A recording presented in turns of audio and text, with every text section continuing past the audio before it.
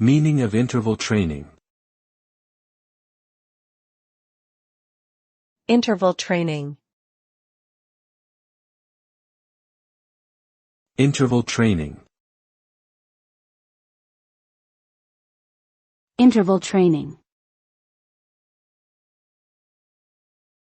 Interval training. Interval training is a type of workout that alternates between periods of high-intensity exercise and periods of rest or lower-intensity exercise.